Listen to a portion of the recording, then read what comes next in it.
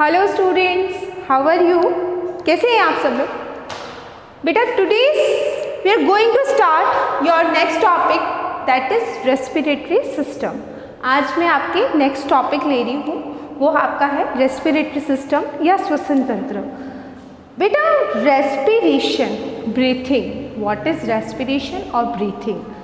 Meaning of respiration और breathing is continuous exchange of gases, inhalation of oxygen and exhalation of CO2।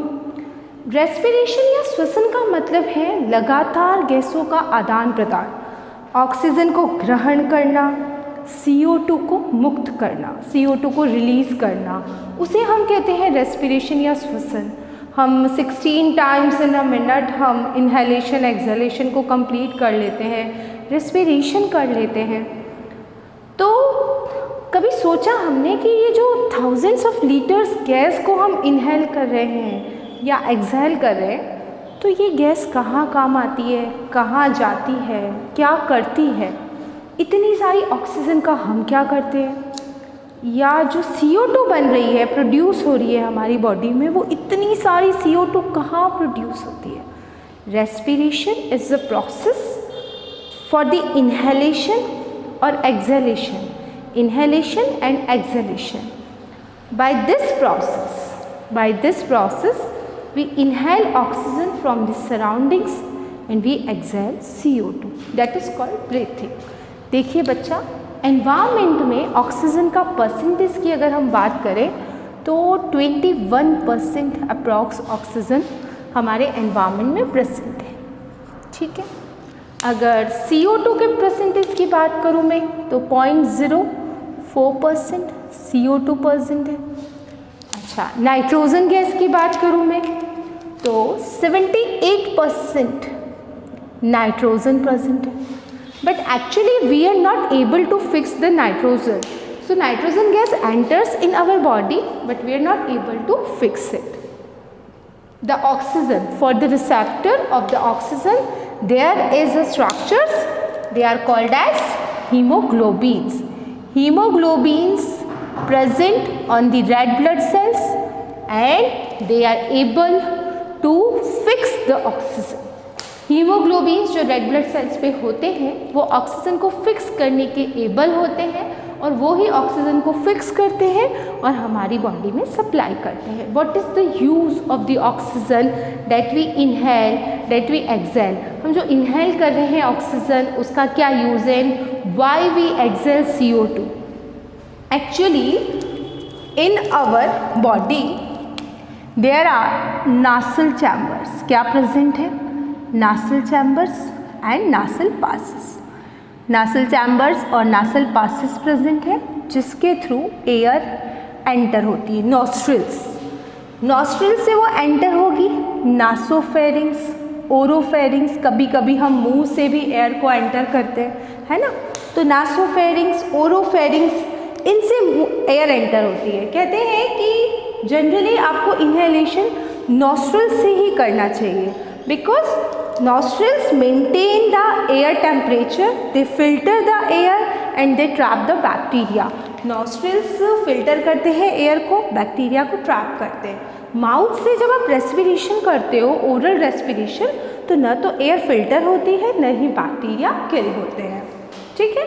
अब in the inhalation process we inhale oxygen, there is the respiratory system. ये किसका diagram है? Respiratory system का। अब respiratory system में main जो respiratory organ है that is lungs. But lung is a respiratory organ for the terrestrial organisms. Terrestrial organisms में lung एक रेस्पिरेटरी ऑर्गन की तरह वर्क करता है। But if we are talking about aquatic organisms, then in aquatic organisms the gills acts as a respiratory organ and some organs respirate through the skin like frog when it is present in the water and earthworm। कुछ ऐसे भी organisms हैं जो अपनी moist skin से respiration करते हैं। तो रेस्पिरेशन में क्या होगा? when we inhale gas, I am not saying oxygen because in our environment there are all the type of gases and if we only inhale the oxygen then when we are not feeling good with some smell, then why we put our hand over our nose? अगर हम सिर्फ oxygen को inhale करते हैं तो कई बार गंदी smell हमारी नोस्ट्रल्स में क्यों चली जाती है? Actually we only absorb oxygen because we only have the receptors to fix the oxygen. हमारे ब्लड के पास सिर्फ ऑक्सीजन को फिक्स करने वाले रिसेप्टर्स हैं। That's why through the diffusion we only absorb oxygen, but the fact is that all type of gases one time inhale in our nostrils. Nostrils में group of gas जो आता है from the environment, firstly it filter, सबसे पहले वो filter होता है and it maintain the temperature of the environment. Temperature maintain करते हैं एनवायरमेंट का। अब देखो बेटा, कई बार ऐसा होता है कि जब हम फूड को एंटर करते हैं तो हमको ऐसा लगता है कि यहाँ पे कुछ ब्लॉकेज है, तो एक्चुअल में जो हमारे ग्लॉटिस और एपिग्लॉटिस है उसके पास में यहाँ पर फूड पाइप प्रेजेंट होता है। क्या प्रेजेंट होता है? फूड पाइप, है ना। और जब हम मुंह खोलते हैं तो कुछ हमको हैंग स्ट्रक्चर दिखता है। Basically that is epiglottis. और मोस्टली वी रेस्पिरेट, जनरली हम रेस्पिरेशन कर रहे हैं, हम हर टाइम कुछ खा पी नहीं रहे हैं। That's why this epiglottis just cover the gullet, ये गुलेट को कवर करता है, ठीक है ना। और जो ग्लॉटिस है वो ओपन रहता है। बट जब भी हम कुछ खाएंगे या पिएंगे तब ये एपिग्लॉटिस हमारे ग्लॉटिस को कवर कर देगा, जिससे कि पानी और खाना हमारे रेस्पिरेटरी ट्रैक में एंटर ना हो। By chance you consume fastly, अगर ऐसा होता है कि आप फटाफट खाना खा रहे हो तो कभी कभी खाना आपके इधर चला जाता है। जब खाना आपके इधर चला जाता है दैट टाइम हिकअप्स, हिचकियाँ आती है, खांसी आती है, वो सारी प्रॉब्लम होती है। अच्छा, epiglottis cover the glottis when we consume the food, जब हम खाना खाते हैं, जब हम पानी पीते हैं। उसके बाद क्या होता है? देखो बेटा, उसके बाद ग्लॉटिस से एयर कहाँ जाती है? लैरिंग्स में। कहाँ ट्रांसफ़र होगी? लैरिंग्स में। लैरिंग्स में यहाँ पर आपके वोकल कॉर्ड प्रेजेंट है। क्या प्रेजेंट है? Voice box, vocal cord. तो ये जो वॉइस बॉक्स है या वोकल कॉर्ड जो है वो क्या करता है? अच्छा, आवाज़ कैसे आती है? Sound box. आवाज़ कैसे आती है? जब एयर अंदर से बाहर आएगी तो आवाज़ पॉसिबल होती है। हाँ तो बेटा, अब आवाज़ कैसे आती है? हमारे यहाँ पे होता है sound box.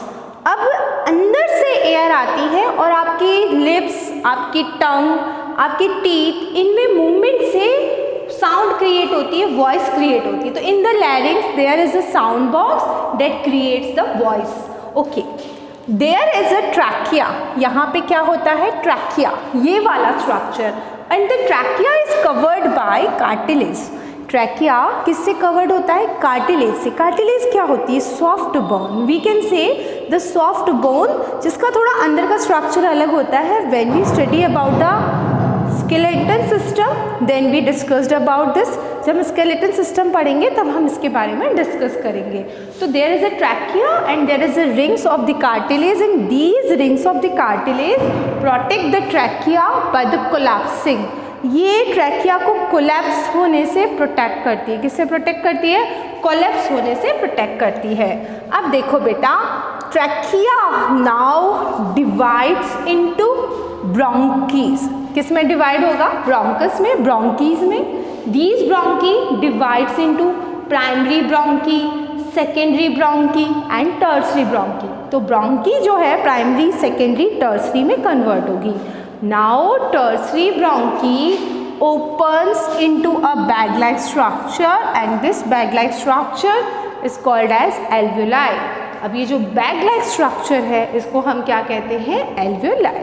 alveoli is made up from very thin membrane, बहुत ही thin membrane से alveoli बनी है and it is attached with blood vessels और lymph vessels. ये किससे attach है? blood vessels और lymph vessels से. So in the blood there is a hemoglobin. This hemoglobin receive oxygen from the alveoli. ये hemoglobin alveoli से oxygen को receive करेगा and the blood gives CO2 to alveoli. CO2 alveoli को दी जाएगी, oxygen alveoli से ली जाएगी. There are two processes: inspiration, inhalation of gases and expiration, exhalation of gases. तो inspiration और एक्सहेलेशन प्रोसेस कंप्लीट होता है। अब देखो बेटा यहाँ पर क्या प्रेजेंट है, the pleural fluid. This pleural fluid protects our lungs from friction. ये प्लूरल फ्लूइड हमारे लंग्स को फ्रिक्शन से प्रोटेक्ट करता है, because our lungs works continuously, that's why. अच्छा, our lungs protects in the thoracic cavity. Thoracic cavity में आगे trachea है, पीछे बैकबोन है, और it is covered by ribs. ये रिब्स से कवर होता है, एंड नीचे प्रेजेंट है diaphragm. They all make a case and protect our lungs and our heart. Our heart is located between our lungs. हमारा हार्ट हमारे लंग्स के बीच में लोकेटेड होता है। तो थोरेसिक चैम्बर एक पूरा केव है जिसमें स्टर्नम, पीछे बैकबोन, रिब्स और डायाफ्राम प्रेजेंट होता है। How can we inhale? देखो, at the time of inhalation the diaphragm comes at the downwards. Diaphragm कहाँ आता है? नीचे की तरफ। जैसे पिचकारी नहीं होती, वाटर गन, जब आप पानी भरते हैं आप उसको ऐसे खींचते हैं, सरफेस एरिया इंक्रीज करते हैं, सो डायाफ्राम गेट्स फ्लैटन्ड। यहाँ पे मसल्स होती है, बोलते हैं ना जोर से सांस लो, तो यहाँ पे मसल्स हैं, दे गेट्स कॉन्ट्रैक्टेड, ये कॉन्ट्रैक्टेड होती है, जिससे डायाफ्राम क्या होता है? Diaphragm gets flat, diaphragm flat हो जाता है। डायाफ्राम के फ्लैट होने से और रिब्स थोड़ी सी ऊपर मूव कर जाती है, ऊपर शिफ्ट हो जाती है। एरिया क्या हो जाता है? इंक्रीज हो जाता है। जब एरिया इंक्रीज होता है then pressure decreases. Pressure decrease हो रहा है, due to decreasement in the pressure the environmental air enters into the respiratory system. Environmental air कहाँ आती है? रेस्पिरेटरी सिस्टम में। And the alveoli fills with oxygen. Alveoli किससे फिल हो जाती है? ऑक्सीजन से। Now the muscles gets relaxed and again diaphragm moves to their normal condition. अब मसल्स फिर से रिलैक्स हो जाएगी और डायाफ्राम फिर से अपनी नॉर्मल कंडीशन में आ जाएगा। रिब्स फिर से नीचे आ जाएगी। इस टाइम एरिया क्या हो रहा है? डिक्रीज हो रहा है, और एरिया डिक्रीज होने से प्रेशर क्या हो रहा है? इंक्रीज हो रहा है। ये वही कंडीशन है जब आप पिचकारी से, वाटर गन से वाटर को पुश करते हो। Area decrease, pressure increase. When area decreases and pressure increases then CO2 comes outside. Oxygen तो हमारी बॉडी में एंटर हो रही है और CO2 हमारी बॉडी से बाहर आ रही है, ठीक है ना। ये प्रोसेस है हमारा इनहेलेशन और एक्सहेलेशन का। अब क्वेश्चन ये है कि हम इतनी सारी ऑक्सीजन का करते क्या है? तो actually when we inhale oxygen then it transfer through the larynx, bronchi, bronchial, alveoli, and from the alveoli it transfer to the blood. ये कहाँ ट्रांसफर हुई? ब्लड में। What is blood? Blood is a connective tissue that circulate in the whole body। एक connective tissue है जो पूरी body में circulate होता है। Then this blood transfer the oxygen to our tissues। कहाँ ट्रांसफर करेगा ये ऑक्सीजन को? हमारे टिश्यूज़ को। What our tissues did with it oxygen? हमारे टिश्यूज़ इस ऑक्सीजन से क्या करते हैं? Basically the oxygen is used for the oxidation of glucose। Oxygen glucose के ऑक्सीडेशन के लिए यूज़ होती है, so that we can get ATPs। 38 और 36 ATPs बनते हैं। वी कैन गेट ATPs, 38 और 36 ATPs बनते हैं, and these ATPs are our energy currency. ये हमारी एनर्जी करेंसी है जो हमको एनर्जी देते हैं। And in which organelle this process completed? This process takes place in the mitochondria. That's why mitochondria is called as powerhouse of the cell।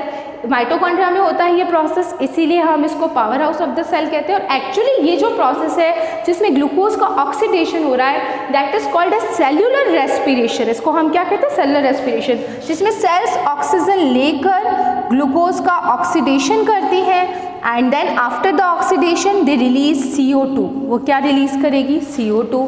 This CO2 transfer through the veins because arteries come with oxygen. They provide oxygen to the cells. Cells oxidize the glucose. After the oxidation of glucose, the ATP is released. ATPs are called energy currency. After the oxidation, the CO2 is released. This CO2 with the help of veins transfer to the heart, and our heart gives this CO2 to lungs, and now with the lungs the CO2 exhale. That is called as expiration. By this our respiration takes place, and so that we can oxidize the glucose and we can get the energy. Energy is required to perform the functioning, to perform the work. Okay, this is our respiratory system and our respiration process. Thank you.